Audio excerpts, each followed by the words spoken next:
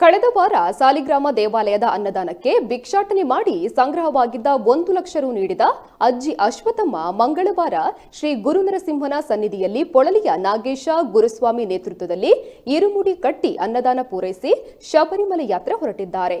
ಸಾಲಿಗ್ರಾಮ ಶ್ರೀ ಗುರುನರಸಿಂಹ ದೇವಾಲಯದ ಅಧ್ಯಕ್ಷ ಕೆ ಅನಂತ ಪದ್ಮನಾಭ ಐತಾಳ್ ಮತ್ತು ಮಯ್ಯ ಟಿಫಿನ್ ಮಾಲಕ ರಾಘವೇಂದ್ರ ಮಯ್ಯ ಸಮ್ಮುಖದಲ್ಲಿ ಅಶ್ವಥಮ್ಮ ಇರುಮುಡಿ ಕಟ್ಟುವ ಕಾರ್ಯ ನಡೆಸಿದ್ದಾರೆ.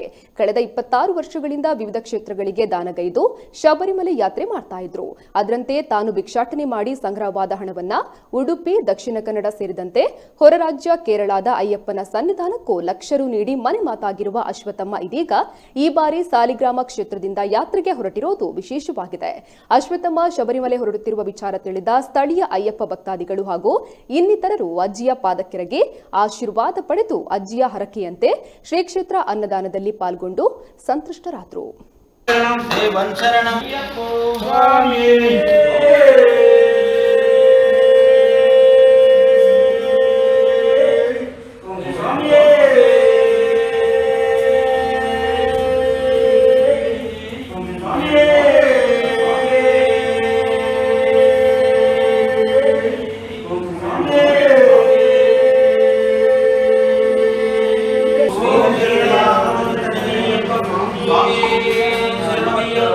ಸಂಜೆ ಬರ್ತಾರೆ.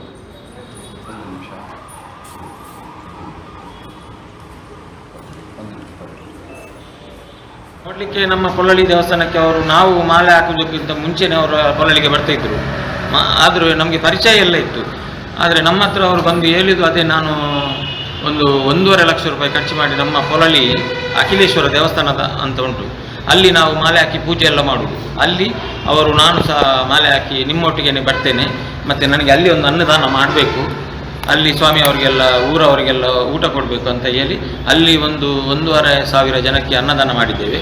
ಅಲ್ಲಿ 1.5 ಲಕ್ಷ ರೂಪಾಯಿ ಖರ್ಚು ಮಾಡಿದ್ದಾರೆ ಅಜ್ಜಿಯವರು. ತುಂಬ ಗ್ರ್ಯಾಂಡಾಗಿ ಮಾಡಿದ್ದಾರೆ. ಪೂಜೆ ಎಲ್ಲ ಖರ್ಚೆಲ್ಲ ಅವರೇ ಮಾಡಿದ್ದಾರೆ. ಅಲ್ಲಿ 1.5 ಲಕ್ಷ ಖರ್ಚು ಮಾಡಿದ್ದಾರೆ. ಅದರ ನಂತರ ಈ ವರ್ಷ ಪುನಃ ಬಂದಿದ್ದಾರೆ ನಮ್ಮೊಟ್ಟಿಗೆ.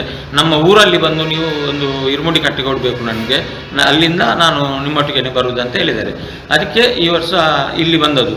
ಕೊರೋನಾ ಇಲ್ಲದಿದ್ದರೆ ಈ ವರ್ಷ ಇಲ್ಲಿ ಸಹ ತುಂಬ ಗ್ರ್ಯಾಂಡಲ್ಲಿ ಮಾಡ್ತಿದ್ರು ಅವರು ಪೂಜೆ. ಅದು ಅಂದರೆ ಜನವರಿಯಲ್ಲಿ ಆಗ್ತಾಯಿತ್ತು ಪೂಜೆ. ಕೊರೋನಾದ ಇದರಿಂದಾಗಿ ಈಗ